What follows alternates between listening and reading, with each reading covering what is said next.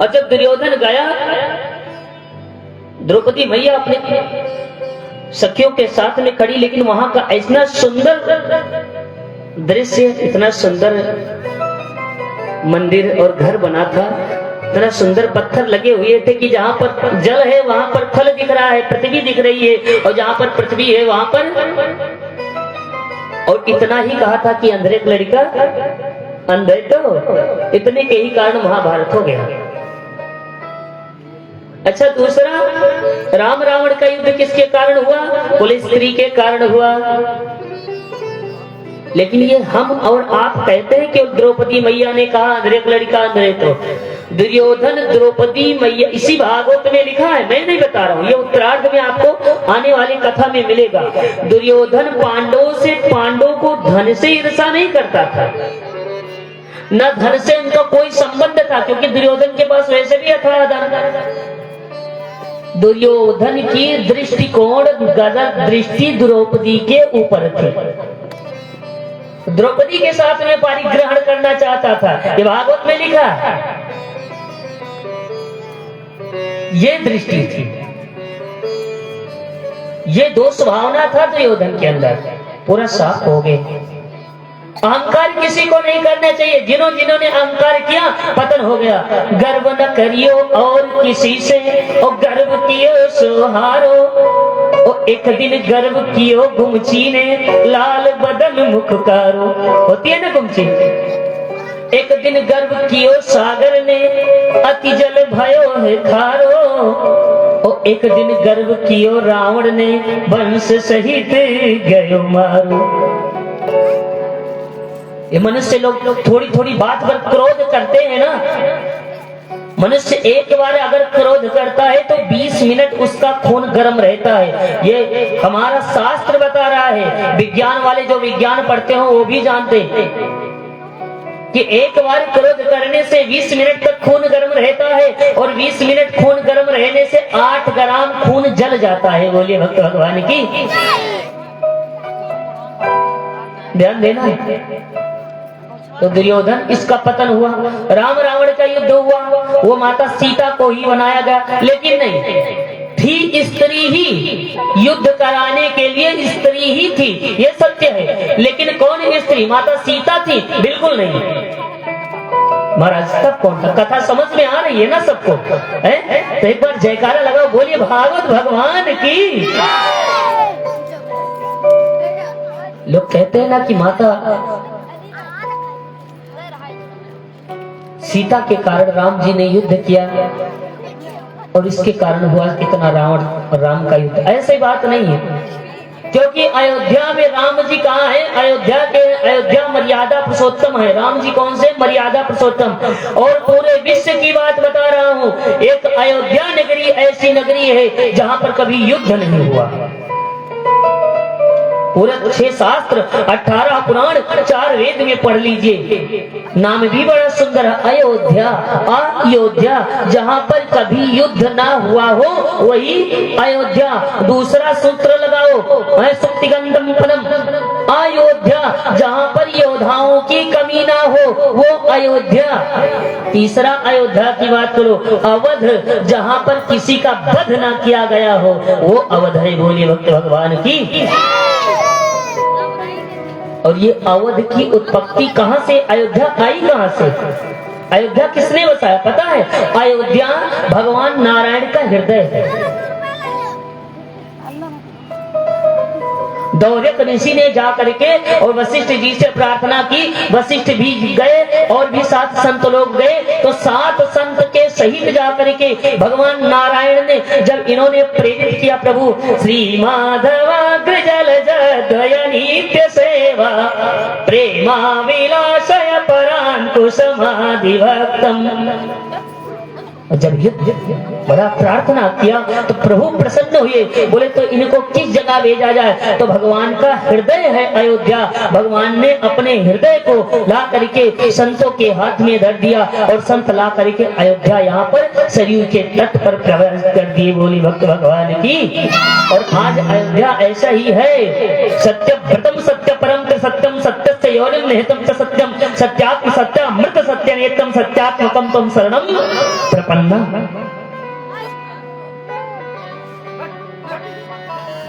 राम रावण का युद्ध माता सीता के कारण नहीं हुआ, तो हुआ किसके कारण? बोले रावण स्वयं अपने लिए काल कर लिया। क्यों काल कर लिया? बोले एक समय की बात है, रावण का जीजा का क्या नाम था? रावण के जीजा का नाम विद्युजिह्वा, और धर्मात्मा था, योग्य था, घनिष्ठ था, सब कुछ था। रावण की ये बात अच्छी नहीं लगी, रावण ने अपने जीजा सुपर्णखा के पति का वध कर दिया था। सुपर्णखा ने कहा कि भैया आपने मेरा सुहाग छीना है और मैं यही अपने पति के 100% आज कसम खाती हूँ, जब तक तुम्हारे पूरे वंश को नष्ट ना कर दूं तब तक मैं कैसे बैठूंगी नहीं। बोले भक्त भगवान की। मैं थोड़ी इधर भटक गया कथा की तरफ, लेकिन बता जरूर दो,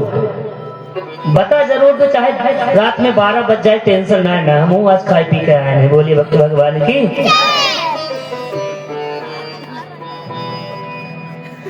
महाराज कथा में क्या हुआ कि जब लोग कहते हैं सीता मैया का हरण कर लिया रावण ने, इसीलिए सुपर्णखा जो राम जी के पास में गई,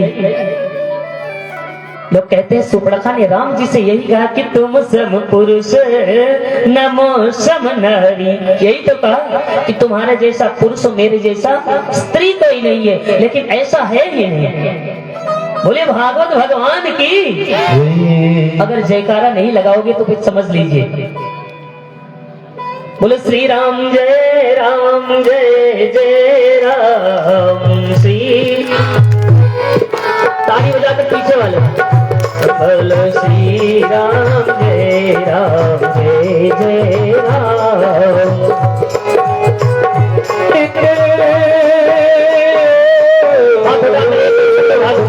ताली बजाइए। त्रिभुवन विदित अवध जिक्र नौवा, बड़ा निक लागे प्रभु जी के गौवा, बड़ा निक लागे प्रभु जी के गौवा। त्रिभुवन विदित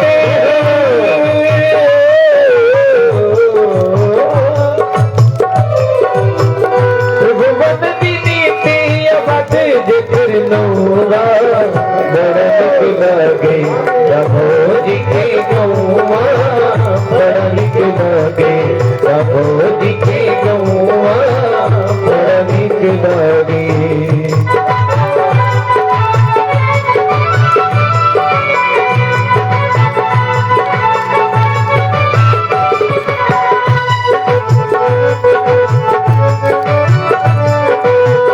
जहाँ तुम राम शिशु गलियन में खेले, जहाँ तुम राम शिशु गलियन में खेले, अंजुली में भरी भरी फूल सिर मेरे, अंजुली में भरी भरी फूल सिर मेरे, यहाँ तक बहु जमे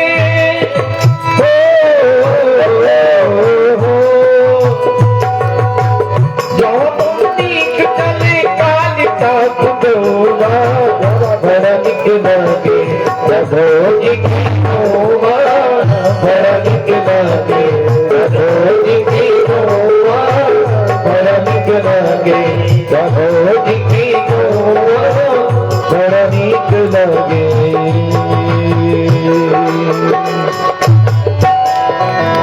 बोलिए भक्त भगवान की।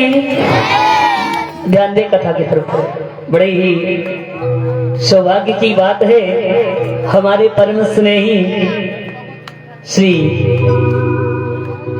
राम स्वरूप तिवारी जी और हमारी माता जी आज कहते हैं ना कि बहुत देर से तुझ पे आंखें लगी थी, प्रभु आते आते बहुत देर कर दी। बोले भक्त भगवान की। ध्यान दे कथा की तरफ। कथा कहाँ चल रही थी कि महाराज जो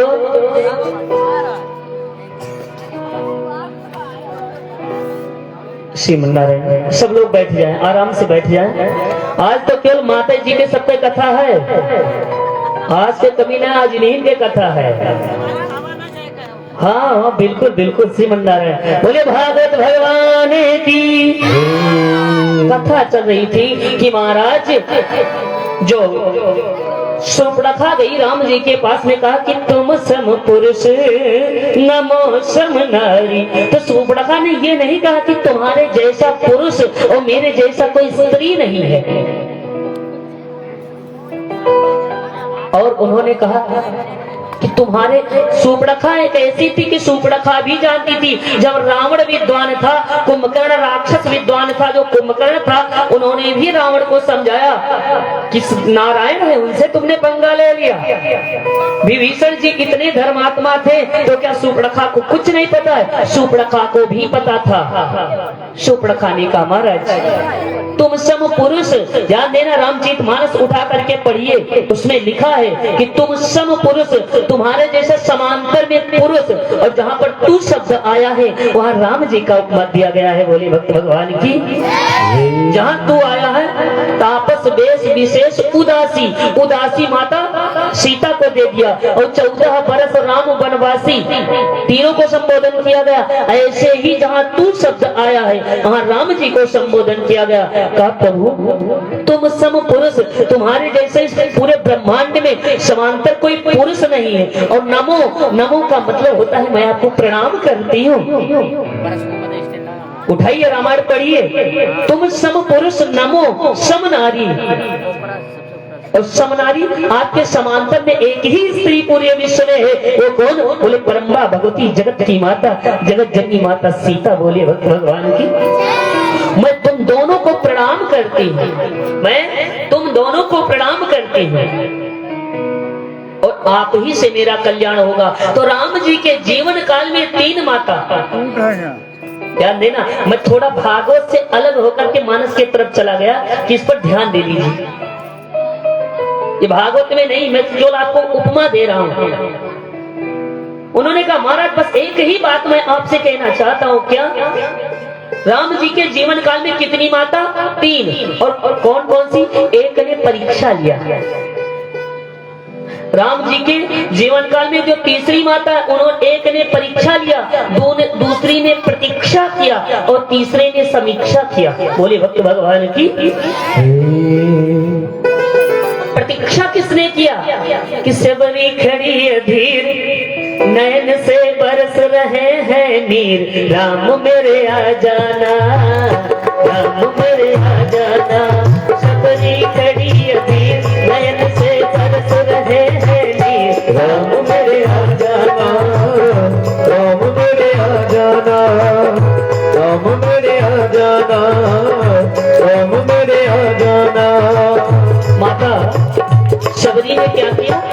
प्रतीक्षा किया कि हमारे राम आएंगे। गुरु का आज्ञा का पालन किया। सबरी मैया ने प्रतीक्षा किया, राम जी लक्ष्मण के सहित ज्ञान और वैराग्य माता सबरी को मिला। तो एक ने प्रतीक्षा किया और दूसरे ने समीक्षा किया, नहीं क्षमा, दूसरे ने परीक्षा लिया। कौन? कि जो तुम्हारे मन अति संदेह हो, तब तुम जाए परीक्षा रे हो। जो तुम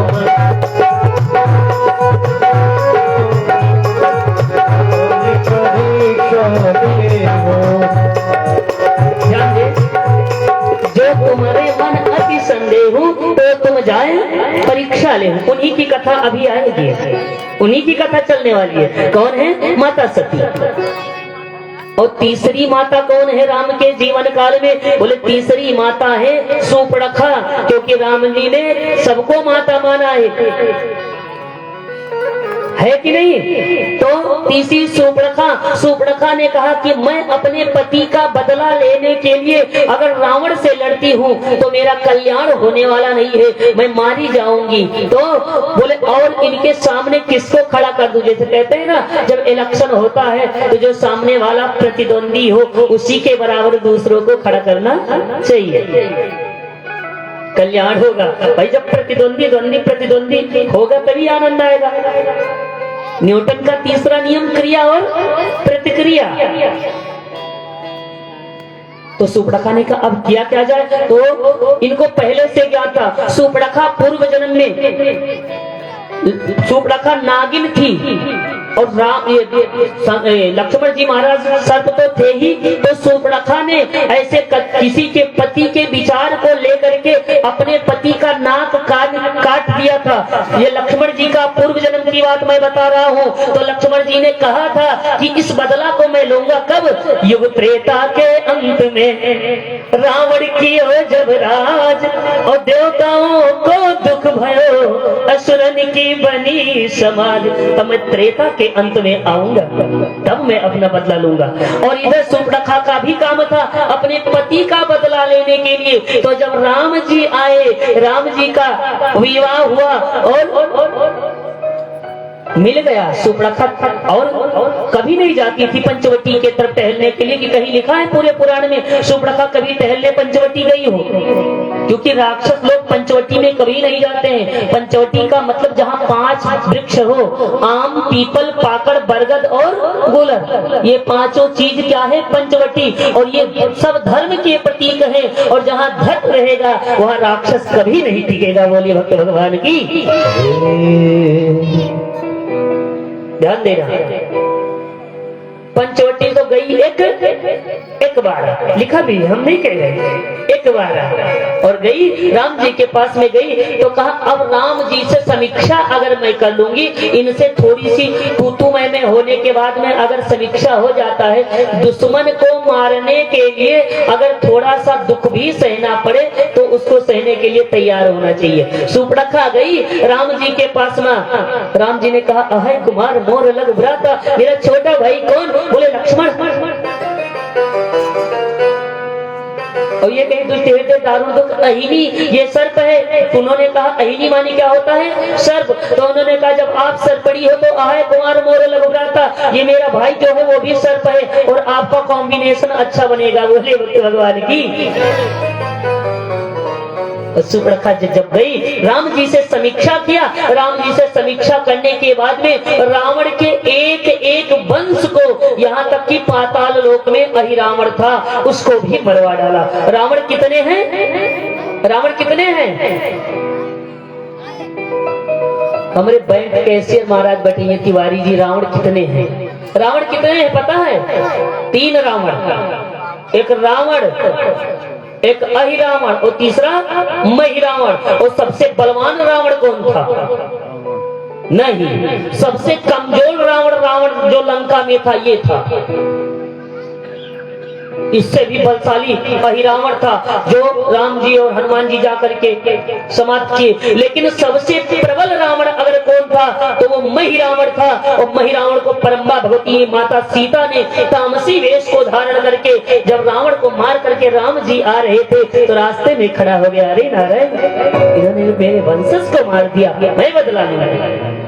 तब परम्बा भगवती जगत की माता जगत जननी ने विश्लेषण पत्रिका में लिखा है कि जब जगत जननी ने उठाया अपने त्रिशूल तीनों शूल को नाश करने वाला, तो प्रथम तो शूल रावण मर गया, दूसरा शूल अहिरावण मर गया, तीसरा त्रिशूल की बारी आई तो इनको उठाना पड़ा क्योंकि ये सबसे बलवान रावण था। और परम्बा भगवती ने अपने तामस वेश को धारण करके और उनका वक्षस्थल विदीर्ण कर दिया। बोले भक्त भगवान की। अब ये बताओ आप सबको पीछे वालों को कथा समझ में आ रही है कि नहीं आ रही है? तो आप जितनी माताएं हैं भैया लोग तो सरे न बोले जयकारा, और वही आप सरे हाथ उठा के बाजी बोली है, तब जानब की सबका प्रसन्न है। बोले भागवत भगवान की। वाह, हाथवा उठाओ। आए कथा की तरफ ध्यान दें। तो ऐसे ही कथा है, हम थोड़ा सा चले गए रामचरितमानस में, तो चलते चले जाएंगे तो ये नेटवर्किंग का मामला है, बहुत दूर पहुंच जाएंगे। हम अपने ही जगह पर आते हैं।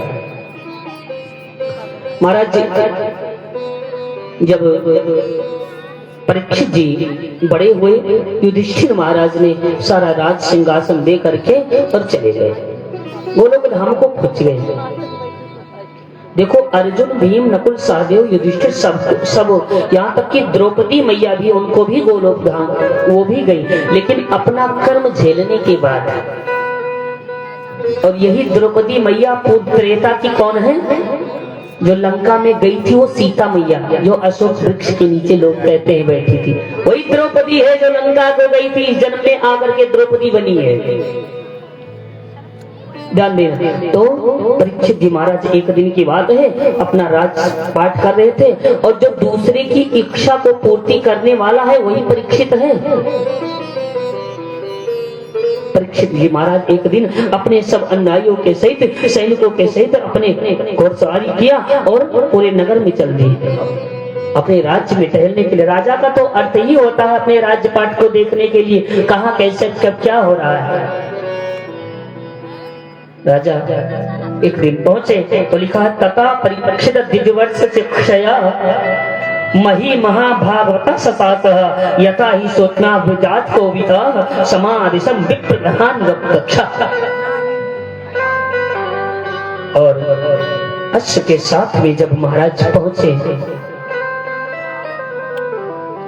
आगे की कथा आती है। प्रभु एक जगह देखा कि एक बैल का 3 पैर टूटा हुआ है, और वहां पर एक गौ खड़ी है जो मलमूत्र त्याग रही है, आंखों से नेत्रों से आंखों की आंसू की धारा बह रही है, रो रही है। परीक्षित जी ने कहा, अरे हमारे राज्य में इनको इतना दुख। परीक्षित पहले तो धर्म का और पृथ्वी का बहुत संवाद हुआ। ये जो पृथ्वी है ना, ये पृथ्वी किससे वजन है? ज्यादा वजन किस चीज से होता है? पृथ्वी के ऊपर बोझ सबसे ज्यादा कब होता है प्रभु? है ये जो फॉर्च्यूनर गाड़ी, स्कॉर्पियो, ये मोटरसाइकिल आदि जो है, ये सब, ये टेंट, जनरेटर, लाइट माइट, ये जितना है वो सब चीज है, ये सब घर द्वार ना, ये सब नहीं है। पृथ्वी माता को कष्ट तब होता है कि जब जब हो ही धर्म की हानि, पढ़ई असुर अधम अभिमानी। जब जब होगी धर्म की हानि, पढ़ई असुर अधम अभिमानी। जब जब होई धर्म की हानि, जब जब होई धर्म की हानि, पढ़ई असुर अधम अभिमानी। पढ़ई असुर अधम अभिमानी, पढ़ई असुर अधम अभिमानी। तब जब अधम दुष्ट, अत्याचार करने वाला, पापाचार करने वाला, दुष्ट, द्रोही, कुल द्रोही, माता पितृ द्रोही, ऐसा जब पैदा होता है, पापाचारी, अत्याचारी, तब भगवान क्या करते हैं कि तब प्रभु धरी विविध शरीरा, अहरहि कृपा निधि सज्जन पीरा। तब प्रभु आते हैं और लोगों का कल्याण करते हैं। इनका तो वृतांत तो हो ही रहा था, और इधर देखा कि धर्म भी 3 पैर टूट चुका था, एक ही पैर पर खड़ा था। जब परीक्षित जी गए और जाकर के देखा, आंखों से आंसू की धारा, अरे हमारे राज्य में ऐसा, प्रवक्षम रत्मार उड़ा कर तत्मावक्षत हूं। और जब पहुंचे वहां पर, उन्होंने देखा, जाकर के पूछा, कुछ नहीं। वहां पर एक और था कि एक लंबा चौड़ा पुरुष, बिल्कुल काले वर्ण का, काला काला, अब बहुत काला हम सब करना जानिए, वो सब बोले भक्त भगवान की, काला काला शरीर, बड़ी बड़ी भुजाएं, बड़े बड़े हाथ। पहुंचा था वो जो एक डंडा बचा था। इस कथा को मैं जल्दी बढ़ा रहा हूँ क्योंकि परीक्षित के श्रृंगी श्राप की कथा सब लोग जानते हैं। उसी पर बार बार ठोकर मार रहा है, गौ को पैर से मार रहा है, गौ मलमूत्र त्याग कर रही है। बैल दुखी, वो धर्मराज बैल था। परीक्षित को क्रोध आया, जा करके देखा, अरे दुष्ट, अभी पांडव के राज्य में हमारे दादा युधिष्ठिर इतना धर्म प्रेमी प्रशासक, यहाँ पर ये कौन आ गया? क्रोध से बिल्कुल लाल लाल हो गया। अरे महाराज का ये तो मृत्यु के योग है।